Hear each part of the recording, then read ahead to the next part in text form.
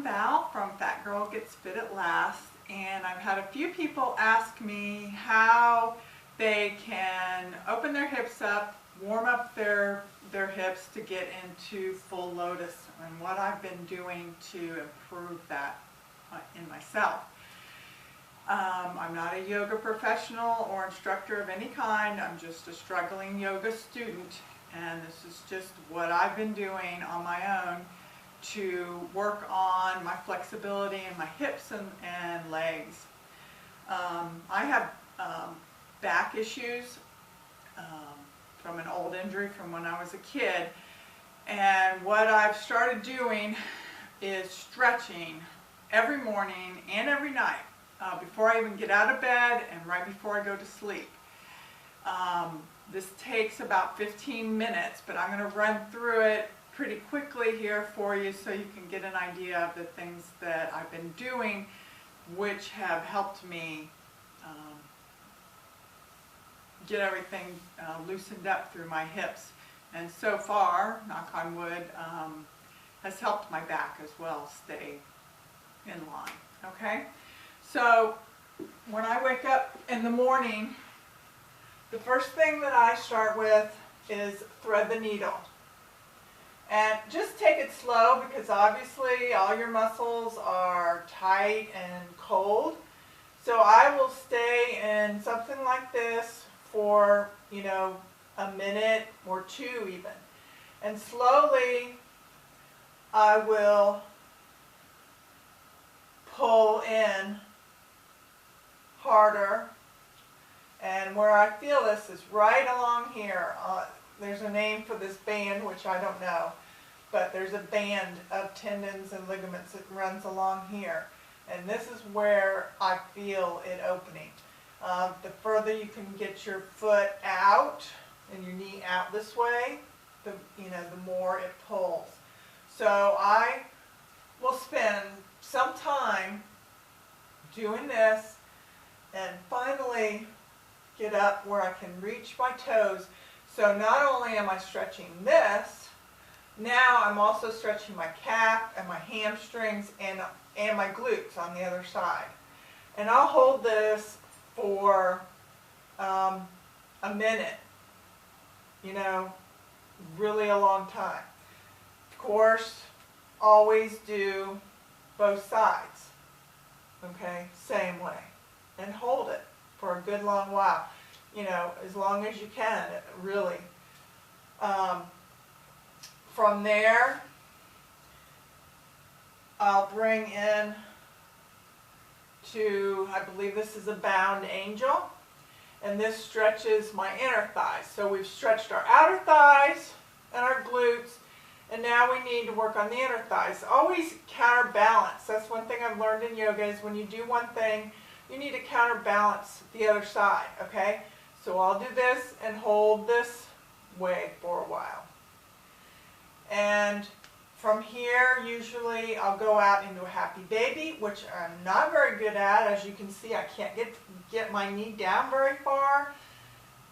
I honestly think I have my bones are just not configured properly or something to get down any further. I've never been able to improve this.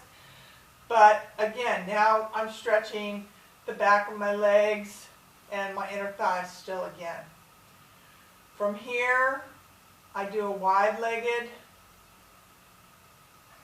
split, back to inner thighs, and hold. Each one of these is held for, a minute or two.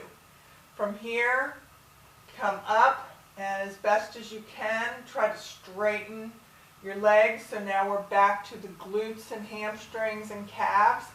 Pull your toes towards you. I can't, really get my legs perfectly straight here, but just straighten them as much as you can to be a little bit uncomfortable, but not in pain. You never want to injure yourself, so you never want to push further than just slight discomfort, okay? And then from here is when I start trying the lotus pose, right here on my back. So I bring one knee down, fold it over, and push it against my thigh, and pull very gently the other in and do the same.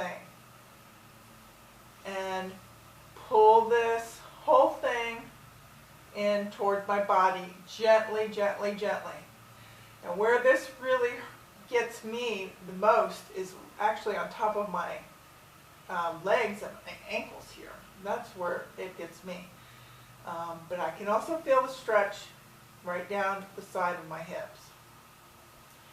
And once you get here and you get this where it's feeling pretty comfortable, again, hold this for a minute or 2 minutes. You can lower your legs down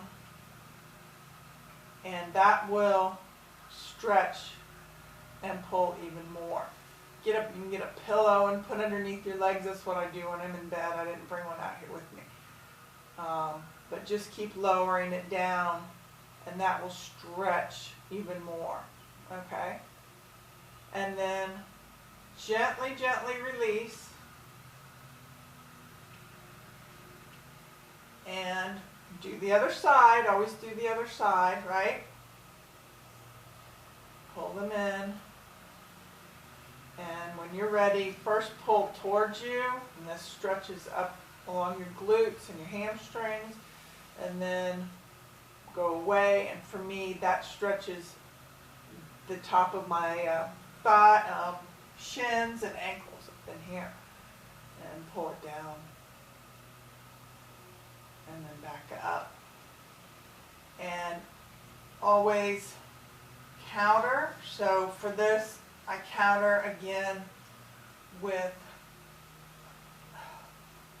another, I guess you'd call it a forward fold type thing. And again, you can see I cannot get my legs completely straight here, which is fine.